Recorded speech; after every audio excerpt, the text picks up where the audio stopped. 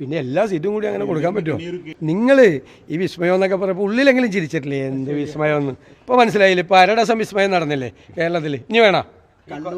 ഇനി വേണോ? എപ്പോൾ വേണം? ഇനി വിസ്മയങ്ങൾ ഉണ്ടാക്കല്ലേ സതീശൻ നേതാവേ?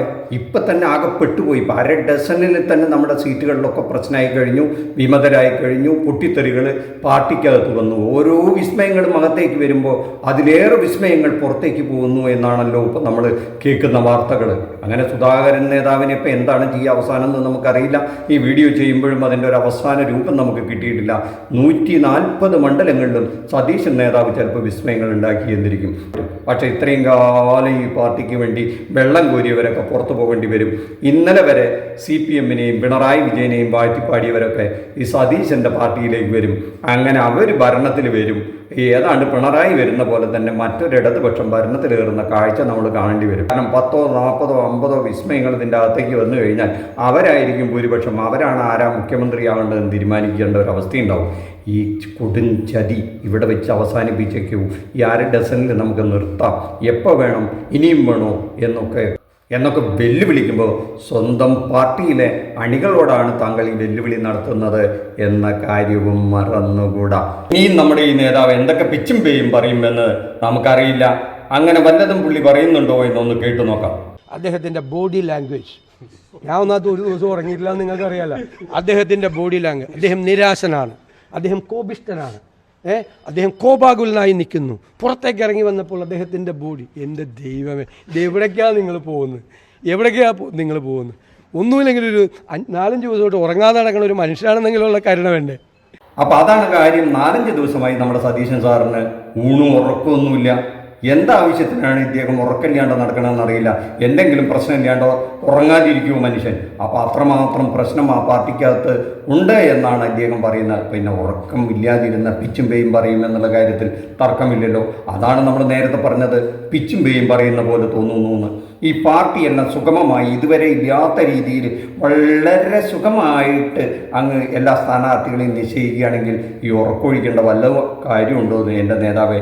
അവനവൻ പറയുന്നത് അവനവന് തന്നെ ബോധ്യമില്ലെങ്കിൽ പിന്നെ മറ്റുള്ളവർക്ക് എന്ത് ബോധ്യമാവാനാണ് എൻ്റെ നേതാവേ എന്ന് മാത്രമേ ഈ കാര്യത്തിൽ പറയാനുള്ളൂ. എന്തായാലും നമ്മുടെ സുധാകരൻ്റെ കാര്യത്തിൽ ഒരു തീരുമാനം ഉണ്ടാക്കിയിട്ട് ഇങ്ങോട്ട് വണ്ടി കയറിയാൽ മതി തിരുവനന്തപുരത്തേക്ക്. ഇവിടെ കാര്യങ്ങളൊക്കെ മാറി മറിഞ്ഞു. ഇടതുപക്ഷം ആകെ ഉഷാറിലാണ്. അവർ റോഡ് ഷോയും നോമിനേഷനും ഇപ്പം മുഖ്യമന്ത്രി നോമിനേഷൻ വരെ കൊടുക്കാൻ പോകുന്നു എന്നാണ് കേൾക്കുന്നത്. നമ്മുടെ കാര്യം വല്ലതും തീരുമാനമായോ? ഒന്നും ആയിട്ടില്ല. നിങ്ങളാണ് ഇനി ഭരണത്തിൽ കയറിയാൽ ഭരണം കാഴ്ച വയ്ക്കാൻ പോകണമെന്നുള്ള ഈ ജനങ്ങൾ മുഴുവൻ മനസ്സിലായില്ലേ? ഈ പൊരിഞ്ഞ തല്ലും കഴിഞ്ഞിട്ട് എപ്പോഴാണ് നിങ്ങൾക്ക് ഭരിക്കാൻ നേരണ്ടാവുക? ഇടതുപക്ഷത്ത് അതല്ല സ്ഥിതി. അവിടെ നല്ല ഉത്തരവാദിത്വമുള്ളൊരു നേതൃത്വമുണ്ട്. ആ നേതൃത്വം പറഞ്ഞാൽ കേൾക്കുന്ന അണികളുണ്ട്.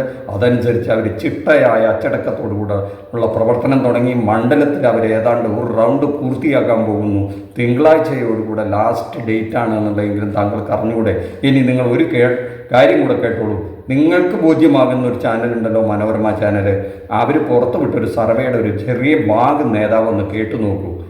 ഇടത് സർക്കാർ തുടരണോ എന്നതാണ് ആ ചോദ്യം. ഇടത് സർക്കാർ തുടരണോ എന്ന ചോദ്യത്തിന് തുടരണമെന്ന് 45.9% ആളുകൾ അഭിപ്രായപ്പെടുമ്പോൾ മാറണമെന്ന് 49.5% പേർ പറയുന്നു. അഭിപ്രായമില്ലാത്തവർ 4.6%. 45.9% ആളുകൾ തുടരണമെന്നും 49.5% ആളുകൾ ഇടത് സർക്കാർ മാറണമെന്നും അഭിപ്രായപ്പെടുന്നു. മാർച്ച് ആദ്യ വാരം 43.3, മാർച്ച് രണ്ടാം വാരം 45.9 സർക്കാർ തുടരണമെന്ന് പറയുന്നവരുടെ എണ്ണം കൂടിയിട്ടുണ്ട് എന്നാണ് ഈ സർവേ പറയുന്നത്. പക്ഷേ ഇപ്പോഴും എതിർക്കുന്ന വോട്ടുകൾ രണ്ടായിട്ട് വിഭജിക്കപ്പെടാനുള്ള സാധ്യത നിലനിൽക്കുമ്പോൾ ഇത് വലിയൊരു ശതമാനമാണ്. അതുകൊണ്ട് ഇനിയുള്ള ദിവസങ്ങൾ വളരെ നിർണായകമാണെന്നും സതീശൻ നേതാവ് കേട്ടല്ലോ. നിങ്ങളെ എപ്പോഴും അനുകൂലിക്കുന്ന ഒരു പത്രം, നിങ്ങൾ അധികാരത്തിൽ വരണമെന്ന് ആഗ്രഹിക്കുന്ന ഒരു പത്രം റിപ്പോർട്ട് ചെയ്തൊരു സർവേയുടെ ഭാഗമാണ് നിങ്ങൾ കേട്ടത്. പിണറായിയും ഇടതുപക്ഷവും തുടരണമെന്ന് മെജോറിറ്റി പേര് 45% പോരേ എൻ്റെ സതീശൻ സാറേ. ഇത്രയും വോട്ട് കിട്ടിയാൽ അവർ വീണ്ടും അധികാരത്തിൽ വരുമല്ലോ.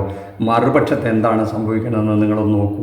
അവരെങ്ങനെയാണ് മുന്നോട്ട് പോകുന്നത്, അവരുടെ നേതാവിന് എങ്ങനെയാണ് അക്സെപ്റ്റൻസ് കിട്ടുന്നതെന്ന് അതെങ്കിലും കേട്ട് നിങ്ങൾ ഈ തമ്മിൽ തന്നെ നിർത്തി നല്ലൊരു പ്രതിപക്ഷമെങ്കിലും, ഒട്ടും മോശമില്ലാത്ത കഴിഞ്ഞ തവണത്തെ അത്ര അംഗസംഖ്യയുള്ള ഒരു പ്രതിപക്ഷമെങ്കിലും ഉണ്ടാവട്ടെ.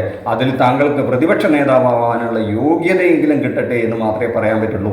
അല്ലെങ്കിൽ പറവൂരിലെ കാര്യവും ആ ടൈസൺ മാഷ് അങ്ങ് കൊണ്ടുപോകുമെന്ന് നേതാവ് ഓർത്താ കൊള്ളാം എന്ന് മാത്രമാണ് പറയാനുള്ളത്. നിങ്ങൾ ഈ വിസ്മയങ്ങൾക്ക് പുറകെ പോകണ്ട. ഇത്രയും കാലം നിങ്ങളുടെ പാർട്ടിക്ക് വേണ്ടി അധ്വാനിച്ച് നടന്നവർ, വെള്ളം കോരിയവർ, അവർക്ക് സ്ഥാനാർത്ഥിത്വം കൊടുക്കൂ. അത് പറഞ്ഞ് ശുദ്ധമായ രാഷ്ട്രീയം പറഞ്ഞിട്ട് നിങ്ങൾ ജനങ്ങളെ സമീപിച്ചാൽ നിങ്ങൾക്കൊരു അഡ്വാൻറ്റേജ് ഉണ്ടായിരുന്നു ഇലക്ഷൻ മുമ്പ്, അത് റീറ്റെയിൻ ചെയ്യാൻ പറ്റിയേനെ. നിങ്ങൾ മറ്റുള്ളവർ ഉപേക്ഷിച്ചത്, മറ്റുള്ളവരെന്തെങ്കിലും അവിടെ പ്രശ്നമുണ്ടാക്കി വരുന്നവരും സീറ്റ് കിട്ടാതെ മോഹിച്ചു വരുന്നവരെ നിങ്ങളുടെ ഭാഗത്തേക്ക് കൊണ്ടുവന്നാൽ യഥാർത്ഥ കോൺഗ്രസ്സുകാർ നിങ്ങൾക്ക് വോട്ട് ചെയ്യുമെന്നുള്ളത് സതീശൻ സാറിന് തോന്നുന്നുണ്ടോ? അത് ചെയ്യാതിരിക്കുക. രാഷ്ട്രീയത്തിൽ ഇങ്ങനെ കാലുമാറ്റക്കാരെ പ്രോത്സാഹിപ്പിക്കാതിരിക്കുക എന്നുള്ളത് നമ്മുടെ കേരളത്തിൻ്റെയും കൂടി ആവശ്യമാണെന്ന് താങ്കൾ ധരിച്ചാൽ നന്നായിരുന്നു. കാണാനായിട്ട് ചാനൽ ഒന്ന് സബ്സ്ക്രൈബ് ചെയ്തോളൂ. നന്ദി, നമസ്കാരം. മറ്റൊരു വീഡിയോയുമായി മറ്റൊരു എപ്പിസോഡിൽ കാണുന്നവരെ താങ്ക് യു. വാൽകൃഷ്ണമായിട്ട് ഇത്രയും കൂടെ പറഞ്ഞുകൊള്ളട്ടെ. സുധാകരൻ്റെ മുമ്പിൽ ഹൈക്കമാൻഡ് പുട്ടുമടങ്ങിയിരിക്കുന്നു.